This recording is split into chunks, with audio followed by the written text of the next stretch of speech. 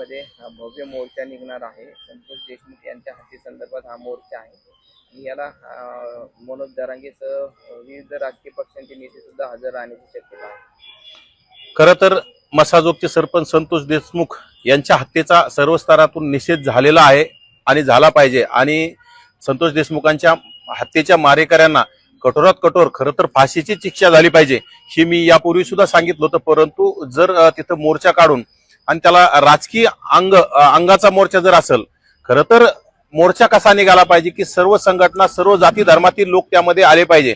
खरं तर ओबीसीने सुद्धा त्या मोर्चामध्ये सहभागी होण्यासाठी सुद्धा ओबीसीच्या मनात सुद्धा कुठेतरी विचार आहे आणि परंतु त्यामध्ये कुठेतरी आता मोर्चाला मनोज जरांगे असतील आणि राजकीय पक्षाचे तुतारीवाले काही नेते त्यामध्ये सामील होऊन कुठेतरी याला राजकीय द्वेषातून राजकीय वळण देण्याचा कुठेतरी प्रयत्न आहे। कुठेतरी एखाद्या ओबीसी समाजाचा नेता मोठा होत असेल, ओबीसी समाजामध्ये नेते तयार होत असतील तर यांना बदनाम करण्यासाठी कुठेतरी याला राजकीय अंग देण्याचा प्रयत्न आहे। खरं तर संतोष देशमुख यांचे बंधू सुद्धा बोलले होते की याला राजकीय अंग देऊ नका, याला कुठेतरी राजकीय वळण देऊ नका, परंतु नक्कीच यामध्ये राजकीय विरोधी पार्टीचे लोक याचा फायदा घेण्याचं काम करत आहेत।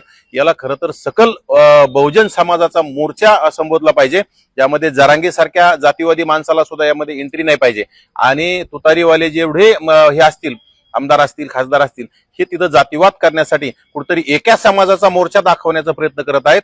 खरं तर संतोष देशमुख हे एका समाजाचे नव्हते, त्याला सर्व समाजाने त्या मसाजोगचं सरपंच केलं होतं। अशा माणसाचा न्याय देण्याच्या मागणीसाठी सकल बहुजन समाजाचा मोर्चा झाला पाहिजे, परंतु हा मोर्चा नक्कीच त्या तुतारीवाल्यांचा मोर्चा असावा असा आम्हाला याच्यामध्ये वास येतोय आणि नक्कीच यामध्ये कुठेतरी राजकीय रंग एखाद्याचं राजकीय करिअर संपवण्यासाठी एखाद्याचं राजकीय अस्तित्व संपवण्यासाठी हा केविलवाना प्रयत्न या राजकीय नेत्याकडून सुरू आहे असं मला वाटतं।